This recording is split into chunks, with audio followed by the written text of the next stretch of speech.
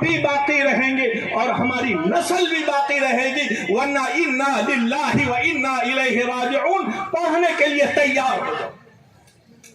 اس لیے ایسے افراد کو حضرت معتمم صاحب نے تو مجھے یوں کہا تھا کہ بھائی تجھے تو تھوڑا بہت یہ بیان کرنا ہے، لیکن چونکہ ابتدا میں حضرت نے وہ بات کر دی، اس بنیاد پر کچھ باتیں آ گئی۔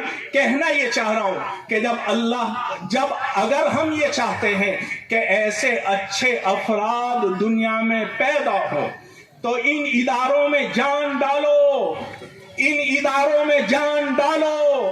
ہمارا پیسہ کھانے پینے کے فضول چیزوں میں لگ رہا ہے، ہمارا پیسہ پان کھا کر تھوکنے میں جا رہا ہے، گٹکا کھا کر تھوکنے میں جا رہا ہے، ہزاروں روپے کھانے پینے میں اور لاکھوں اور کروڑوں روپے محل اور کوٹھیوں کو بنانے میں لگا دیتے ہیں۔ ان اسلامی قلعے کو مضبوط کرو، یہ دین کے قلعے ہیں، یہ دین کے پاور ہاؤس ہے، اس سے تمام شعبوں کو غذا ملتی ہے، تمام شعبوں کو پاور ملتا ہے۔ اس کو مضبوط کرو، اس کو مضبوط کرو۔ مثل الذین ينفقون اموالهم فی سبیل اللہ کمثل حبۃ انبتت 7 سنابل فی کل سنبلۃ 100 حبۃ واللہ یضاعف لمن یشاء۔ اگر ایک خرچ کرو گے اللہ 10 گنا نہیں، اللہ 700 گنا نہیں، واللہ یضاعف لمن یشاء، اللہ 700 گنا سے زیادہ تمہیں دے گا۔ وہ اللہ وعدہ کر رہا ہے، وہ اللہ تم سے وعدہ کر رہا ہے، وہ اللہ تم سے وعدہ کر رہا ہے۔ جو کبھی وعدے کی خلاف ورزی نہیں کرتا ہے وہ اگر 700 گنا سے زیادہ دے دے اسے کوئی پوچھنے والا نہیں۔ وَلِلَّهِ خَزَائِنُ السَّمَاوَاتِ وَالْأَرْضِ، ہے اللہ کے قبضہ قدرت میں ہے سارے خزانے، وہ تمہیں دنیا میں بھی دے گا آخرت میں بھی دے گا۔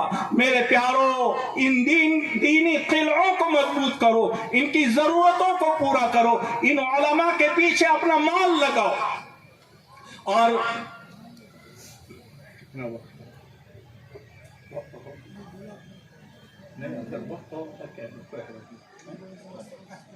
بس تو مجھے اشارہ کر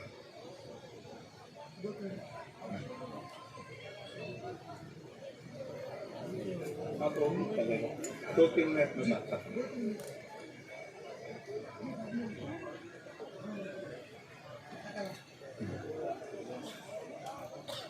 ہاں کہاں بات چل رہی؟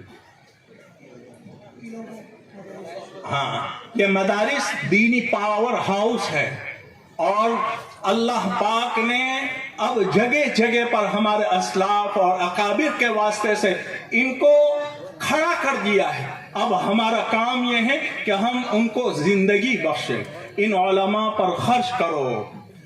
اگر ہمارے اکابر کو آپ دیکھیں تو انہوں نے زیادہ تر مال ان علماء پر خرچ کیا، اس علم دین پر خرچ کر دیا۔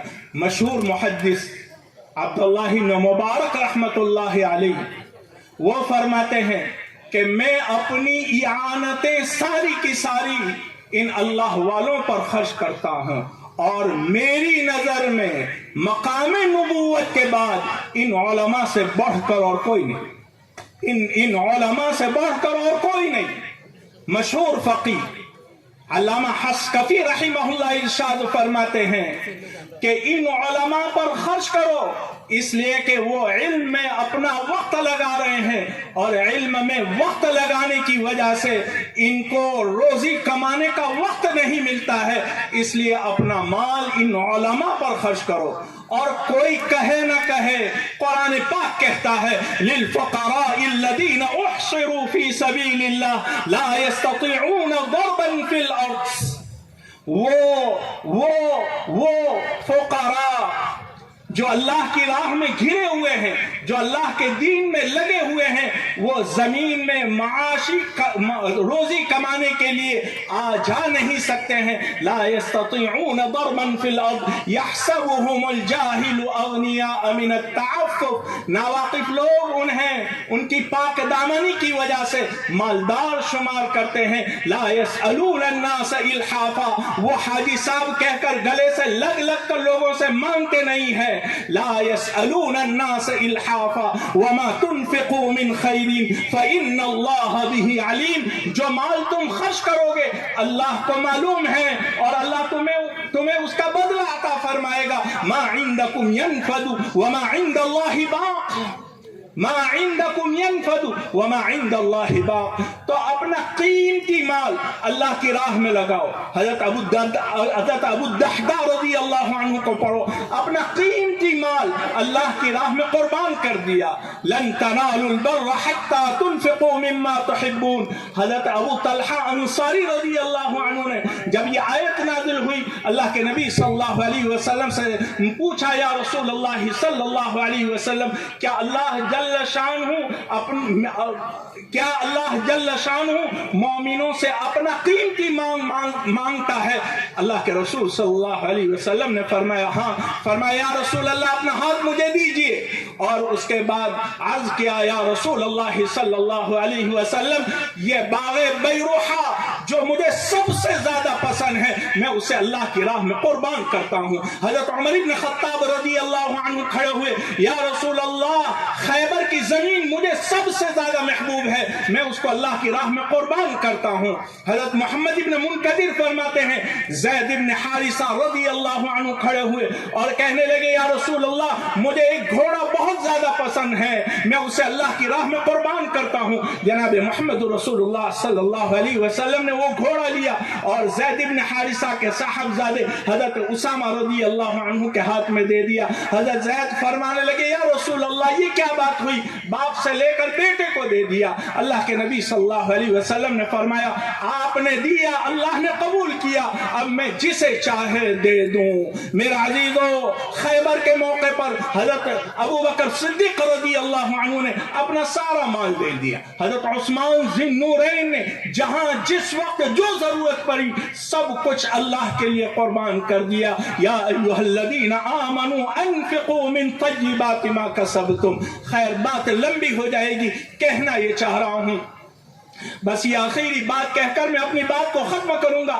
کہنا یہ چاہ رہا ہوں مرنے سے پہلے کچھ تیاری کر لو اور ان اداروں میں اپنا مال لگاؤ. یہ بہترین مصرف ہے, یہ بہترین جگہ ہیں. ان اداروں میں اپنا پیسہ لگاؤ, اپنی جان لگاؤ, اپنا مال لگاؤ, اپنا وقت لگاؤ, ورنہ مرنے سے پہلے یا مرنے کے بعد سوائے افسوس کے کچھ نہیں ہوگا. میں نہیں کہتا, قرآن پاک کہتا ہے وَأَنفِقُوا مِمَّا رَزَقْنَاكُمْ وَأَنفِقُوا مِمَّا رَزَقْنَاكُمْ مِنْ قَبْلِ أَنْ يَأْتِيَ أَحَدَكُمُ الْمَوْتُ فَيَقُولَ رَبِّ لَوْلَا أَخَّرْتَنِي إِلَىٰ أَجَلٍ قَرِيبٍ فأصدق وأكن من الصالحين ولن يؤخر الله نفسا إذا جاء أجلها والله خبير بما تعملون. کہ موت سے پہلے اللہ کی راہ میں لگاؤ. وَأَنْتَ صَحِيحٌ شَحِيحٌ تَخْشَى الْفَقْرَ وَتَأْمُلُ الْغِنَى. تندرستی کی حالت میں ہو اور تمہیں اندیشہ ہو کہ میں محتاج ہو جاؤں گا ہے, اور تمہیں اس بات کی بھی تمنا ہے کہ میں مالدار ہو جاؤں, اس کے بعد بھی اپنا قیمتی مال اللہ کی راہ میں قربان کر دو, یہ مال ضائع نہیں ہوگا. وَأَقْرِضُوا اللَّهَ قَرْضًا حَسَنًا وَمَا تُقَدِّمُوا لِأَنفُسِكُم مِّنْ خَيْرٍ تَجِدُوهُ عِندَ اللَّهِ هُوَ خَيْرًا وَأَعْظَمَ أَجْرًا. یہ اللہ جل شانہ تمہیں اس کا بدلہ ضرور عطا فرمائے گا.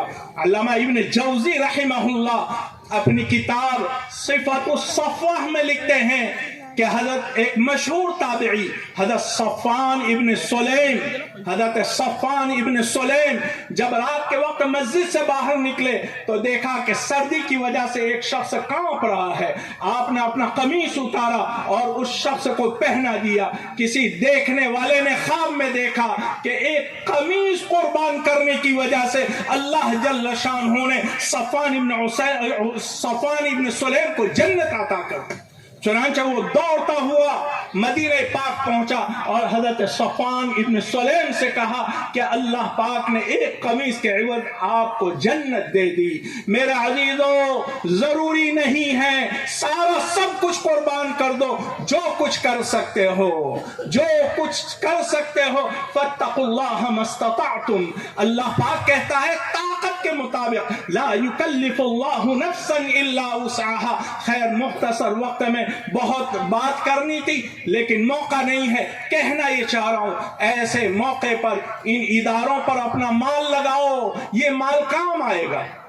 हज़रत रबी इब्न कैस फरमाते हैं कि हज़रत इमाम आज़म रहमहुल्लाह, इमाम अबू हनीफा रहमहुल्लाह जब बगदाद तशरीफ ले जाते और कूफा तशरीफ लाते तो बगदाद से बहुत सारा माल अपने मशाइख के लिए, अपने शागिर्दों के लिए, अपने माल के साथ उनके लिए भी माल खरीद कर लाते थे और लोगों से यूं कहते, ये इमाम अबू हनीफा तुम्हें नहीं पहुंचा रहा है, ये तुम्हारा रिस्क है जो अल्लाह जल्ल शानुहु इमाम अबू हनीफा के हाथों तुम तक पहुंचवा रहा है। मेरा अजीजों, कोई देकर भी एहसान न जताए, कोई देकर भी एहसान न जताए। इखलास के साथ अल्लाह की राह में अपना माल लगाओ। अगर लगाओगे, अल्लाह जल्ल शानु कई गुना ज्यादा बढ़ाकर हम तक पहुंचा देगा। हम फजूल चीजों में अपना माल ज़ाय कर देते हैं, ये माल मरने के बाद तुम्हारी कब्र में भी काम आएगा और हशर और नशर के दिन भी तुम्हें काम आएगा। अल्लाह पाक कहने सुनने से ज्यादा अमल करने की नेक तौफीक अता फरमाए और अल्लाह पाक हम में ये दाइया पैदा फरमावे और अल्लाह जल्ल शानहु इस इदारे को खूब तरक्कियात से नवाजे और ऐसे इदारे दुनिया भर में जहां कहीं चल रहे हैं, अल्लाह पाक उनको अपनी कफालत में ले ले। अल्लाह पाक हमें अमल की तौफीक अता फरमाए। व आखिरु दावाना अनिल हम्दुलिल्लाहि रब्बिल आलमीन।